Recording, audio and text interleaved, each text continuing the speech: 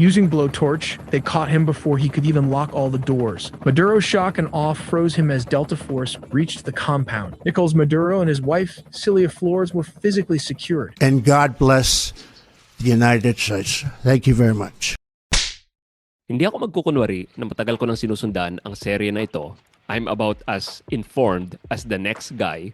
Pero bago natin panoorin ang AI-generated simulation video, ay bigyan ko lang kayo ng brief background kung ano ang situation sa Venezuela. And maya-maya, after watching the video, magbibigay ako ng thoughts ko tungkol sa buong situation. Not that it matters. Pero ano ba ang thoughts ko dito bilang isang Catholic Christian? For now, bigyan ko kayo ng TLDR ng history ng Venezuela ayon sa internets.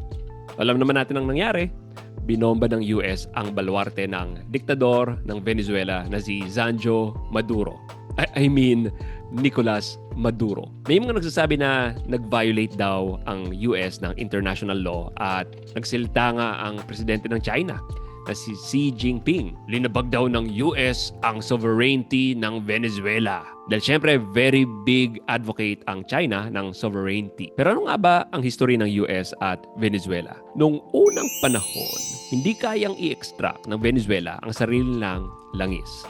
Kaya pumasok ang malalaking foreign companies. Sila yung mga nagtayo ng pipelines, gumawa ng refineries, nag-invest ng billions of dollars para lang mailabas at maibenta ang langis sa Venezuela. Kapalit nito, syempre malinaw ang usapan, may bahagi sa kita ang mga investors. Tandaan nyo, hindi lang ito ordinaryong langis. Pinag-uusapan natin dito ay trillions of dollars ang halaga. Pero pagkatapos may tayo ang lahat, pagkatapos gumana ng system ay binawi ng government ng Venezuela ang kasunduan. Kinuha ng government ang infrastructure and nadinig ko ang point of view ng mga pro-Venezuelans and anti-US side ng internet.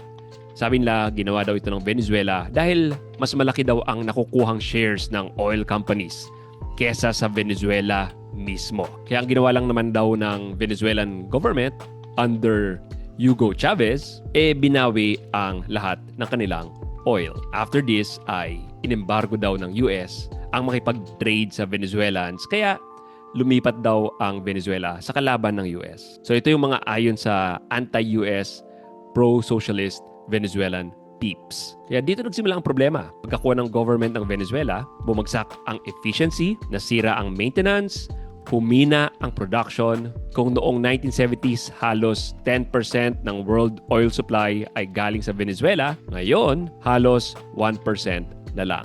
Isa silang bansa na nakaupo sa kayamanan pero hindi man lang kayang mapakinabangan. Pero yan ang issue sa oil. Sabi nila ito daw ang reason kaya lang daw interesado ang US sa Venezuela. Duh!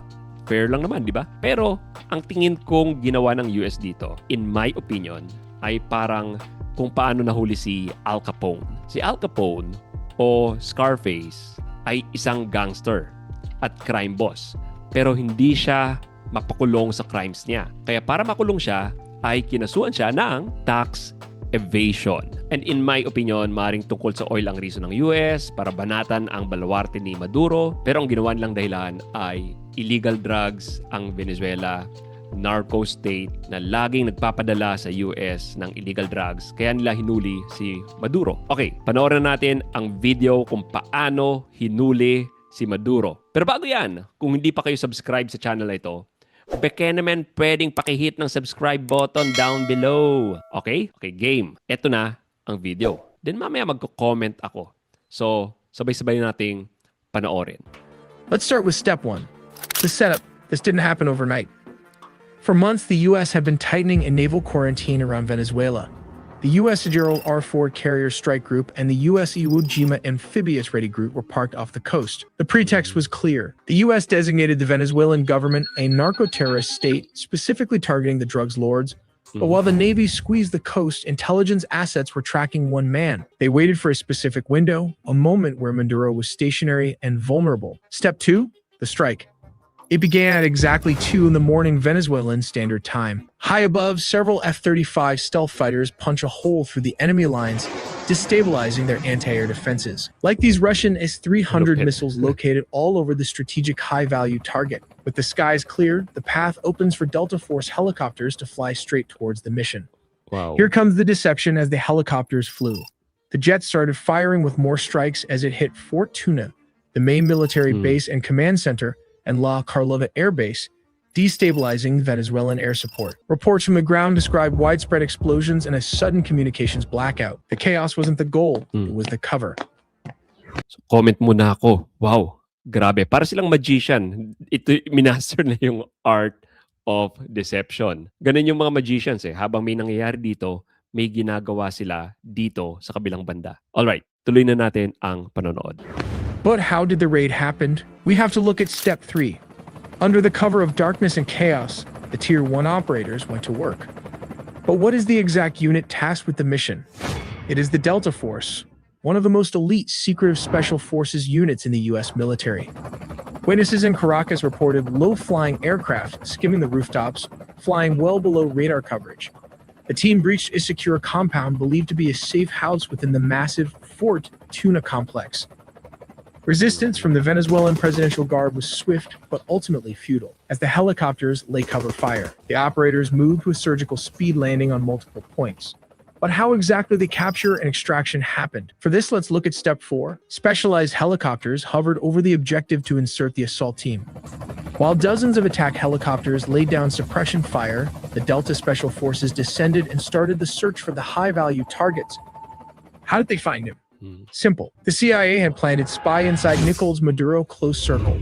While back in the US, Delta Force built an exact replica of his safe house, rehearsing the raid until they could do it blindfolded. Grabe. Kung napanood niyo yung Ocean's 11 na pelikula, hindi ba, meron sila dong replica nung vault para makapag-practice yung mga thieves para manakaw nila yung asset. Ganito yung ginawa mismo ng US. While operators breached the room so fast, his security could not even react to the situation as the sound of flash grenades disoriented the security guard. Using blowtorch, they caught him before he could even lock all the doors. Maduro's shock and awe froze him as Delta Force reached the compound. Nicolas Maduro and his wife, Celia Flores, were physically secured. This wasn't a negotiation. They were detained and immediately moved to the extraction point. These aircraft are capable of performing urban extractions from buildings and refueling in midair. Within minutes, they were airborne, leaving Venezuelan airspace and heading to a secure floating staging base in the Caribbean. This Operation Southern Spear has changed the geopolitical map of South America overnight. Ano, kamusta? Humanga ba kayo or nainis lalo sa US? Mahaba pa yung video. I suggest you take time to watch it. Search nyo yung title na How US Delta Force Captured Maduro in Venezuela. For me, ang ginawa ng US dito ay showcase lang nila ang military strength nila sa buong mundo at sinampal sa pagmumuka ang China, Russia at Iran na lahat ay kaalyansa ng Venezuela at lahat ng military equipment ng Venezuela ay galing sa mga bansang ito. Parang sinabi ng US na lahat ng technology nyo, wala yan. You're still miles away from us. So, ngayon, ano ang opinion ko dito as a Catholic Christian? Kayo muna tanungin ko, ano sa inyong tingin ang nangyari dito? Anong opinion nyo? Pakilagay lang sa comments below. Para sa akin, kaming mga Catholics may tinatawag na just war doctrine. Meaning, ang pakikipagyera can be morally good. Pwedeng ito ang tamang choice given these criteria based on the Catechism of the Catholic Church or CCC, paragraph 2309. So tanggalin muna natin ang international law. Let's say dinidiscern natin kung morally defensible ba ang ginawa ng US. Ayon sa just war, morally defensible ito kung number 1, the damage inflicted by the aggressor, in this case, si Maduro, on the nation or community of nations must be lasting, grave, and certain. And ang damage na ginawa ni Maduro ay sa US, patuloy siyang nagpapadala ng illegal drugs dito, damaging the youth, the citizens of the US. At wala pa dito ang damage na ginawa ng socialist regime ni Chavez sa buong bansa ng Venezuela. Kaya naghirap ito. Number 2, all other means of putting an end to it must be shown to be impractical or ineffective. So ano ba yung other means na ginawa na ng US? I believe dinaanan ni Trump sa warnings kay Maduro noon and hindi siya nadala sa warnings. Number 3, there must be a serious prospect of success. Well, there is. Tumagal lang naman ng 90 minutes ang buong eksena. It's hardly a war. And number 4, the use of arms must not produce evil and disorders graver than the evil to be eliminated. So I think wala namang ibang naapektuhan bukod sa baluarte ni Maduro. So based on these, unless may mali ako, parang pasok sa just war doctrine ng CCC ang ginawa ng US. Although hindi naman Catholic si Trump para sundin niya yung just war doctrine. Pero kung i-judge lang natin ang buong ito based sa doctrine mismo ng simbahan, it seems like it. Ang tanong ko nga is, what if Nigeria ang tinira ng US? What if ginawa ng US ito para hindi na ma-persecute ang maraming Christians doon? Don't you think that's defensible? Anyway, sino ba naman ako? Let me know what you think sa comments section. Hindi ko sinasabing walang maling ginagawa si Trump. And baka nga totoo na ginawa lang niya ito para kunin talaga ang oil sa Venezuela. Pero may track record si Trump na kapag sinabi niyang ang US ang magte-take over sa isang lugar, mukhang hindi naman literal. Kasi sinabi din niya ito sa Gaza, di ba? Pero until now, hindi naman sinasakop ng US ang Gaza. Sa kabilang banda naman, pinrove ni Trump na kapag nag-threaten siya, hindi ito bluff. It's not easy doing what I do, is it? Not easy. Okay, marami pa tayong ginawang commentary sa The Sentinel PH channel. Kung gusto nyong makapanood ng isa pa, just click the video right here.